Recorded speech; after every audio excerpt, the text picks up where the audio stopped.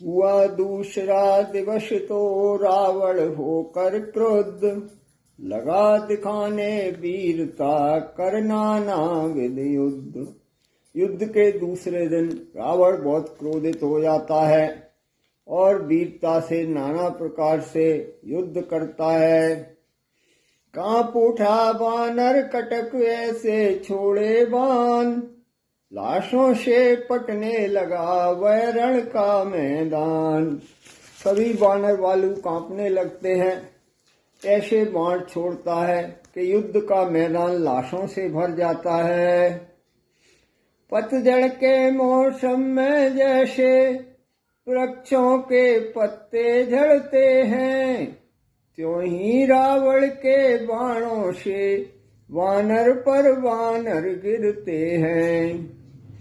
जैसे पतझड़ के मौसम में वृक्षों से सभी पत्ते झड़ जाते हैं, वैसे ही रावण के बाणों से वानर पे वानर मरने लगते हैं। कपिदल में हाहाकार हुआ, हे रघुकुल नाथ दुहाई है, निश्चर यह नहीं प्राणचर है, हम सब पर विपदा आई है। तब वानर दल में हाहाकार मचने लगता है और हे भगवान दुहाई है, ये राक्षस नहीं, ये तो प्राण लेने वाला है, हम सब पर विपदा आ गई है। देखा जब कटने लगा वानर कटक तमाम, अपने आसन से उठे रघुकुल भूषण राम। जब श्री राम जी देखते हैं कि रावण तमाम वानरों की सेना को काटने में लगा हुआ है, तब अपने आसन से उठते हैं।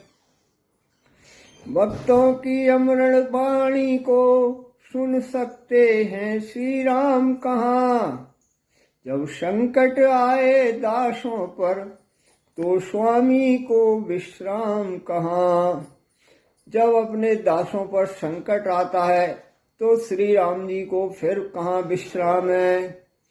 अपनी जिस आदत के कारण साकेत क्षीर सागर छोड़ा, पृथ्वी पर नर होकर आए वैकुंठ लोक सागर छोड़ा। भगवान श्री राम ने अपनी जिस आदत के कारण क्षीर सागर को छोड़ दिया और पृथ्वी पर आ गए, और पृथ्वी पर भी अपना वैकुंठ लोक सा घर छोड़ दिया। वही स्वरूप वही स्वभाव इस अवसर पर हो प्रबल उठा, सर भी निसंग में कड़क उठे, दिल भी पहलू में मचल उठा। और अपने धनुष बाण को अपने कंधे पर धारण करते हैं।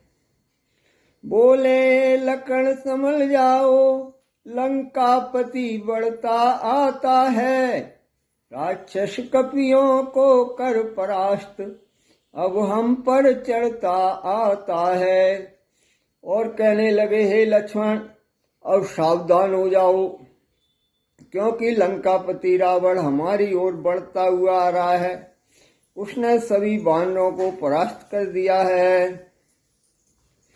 यही अवसर तो है लक्ष्मण रघुवंशी कहलाने का है, यही तो समय विश्व भर को सत्य की जय दिलवाने का है। हे लक्ष्मण यही तो अवसर है रघुवंशी कहलवाने का, और समय विश्व में सत्य की जय बुलवाने का यही अवसर है।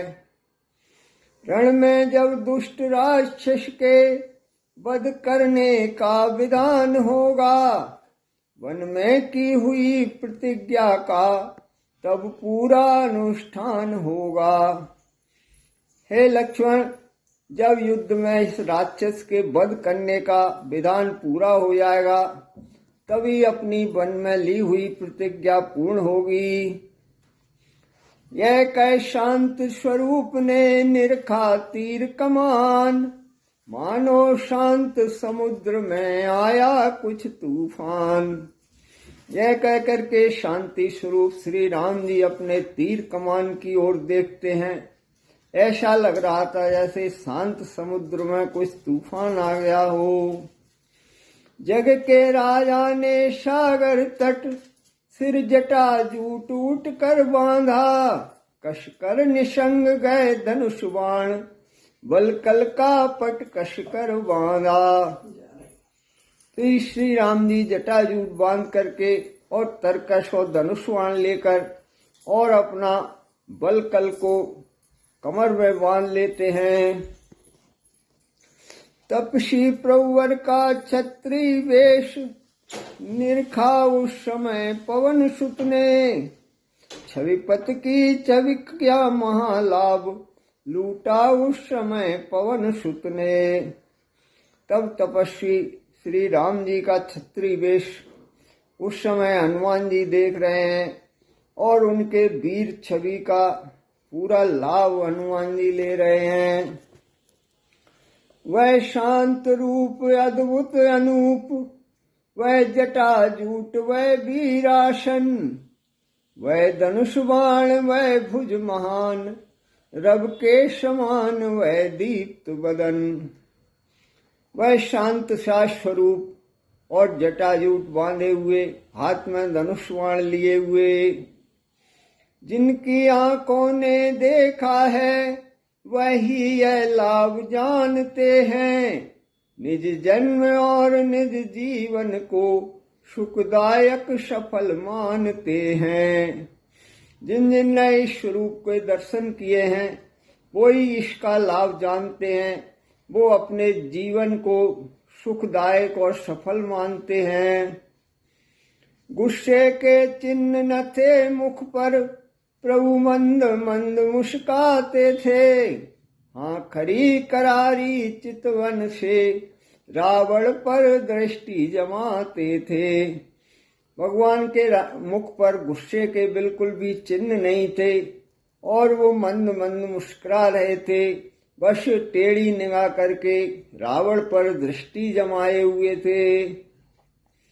इतने में ही हो गया दृश्य और का और, रावण कुछ बकता हुआ आ पहुंचा उस ठोर।